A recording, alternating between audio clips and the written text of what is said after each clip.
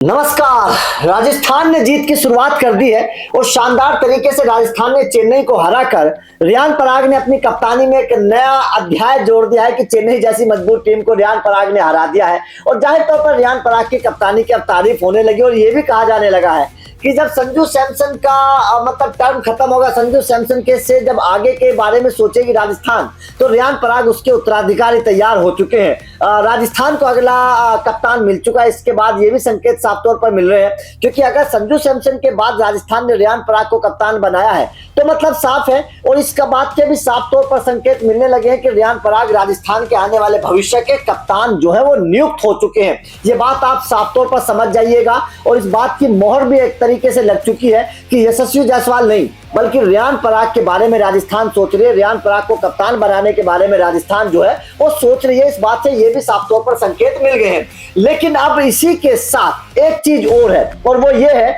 कि रियान पराग को पहला मैच जिताने के बाद बड़ा झटका लगा है।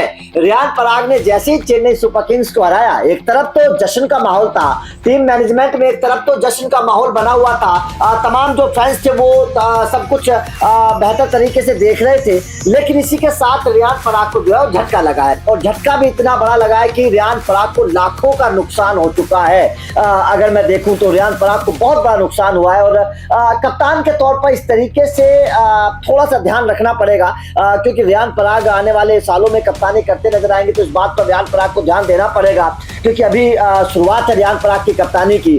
शुरुआत में रियान पराग को इन सब बातों का जरूर ध्यान देना पड़ेगा कप्तान के तौर पर, वरना आने वाले सालों में रियान पराग को जब पूरी जिम्मेदारी दी जाएगी तो रियान पराग को बड़ा झटका लग सकता है। हुआ ये कि राजस्थान जिस वक्त गेंदबाजी कर रही थी चेन्नई सुपर किंग्स के खिलाफ, और आखिरी ओवर्स में जब गेंदबाजी थी, तो उस वक्त रियान पराग ने सब कुछ ठीक किया, फैसले ठीक किए, राजस्थान को जिताने में अहम भूमिका भी निभाई, सब कुछ ठीक ठाक था। लेकिन एक गलती कर गए, और वो ये गलती कर गए कि रियान पराग ने वक्त बहुत ले लिया, टाइम बहुत ले लिया। स्लो ओवर रेट के चलते रियान पराग के ऊपर 12 लाख रुपए का जुर्माना लग चुका है। और जाहिर तौर पर आपको पता है स्लो ओवर रेट के चलते हार्दिक पांड्या को पहले मैच में बैन झेलना पड़ा था। हालांकि बीसीसीआई ने इस नियम को बदल दिया है, अब स्लो ओवर रेट के चलते कोई भी कप्तान बैन नहीं होगा, लेकिन उस पर जुर्माना लगाया जाता है। आईपीएल 2025 में दूसरा मौका था जब किसी कप्तान के ऊपर जुर्माना लगाया गया। पहले हार्दिक पांड्या पर लग चुका है 12 लाख रुपए का जुर्माना, हार्दिक पांड्या पर ऑलरेडी लग चुका है। और हार्दिक पांड्या बाज नहीं आ रहे हैं, मतलब समझ नहीं रहे हार्दिक पांड्या। हालांकि अब बैन नहीं होंगे वो बात अलग है,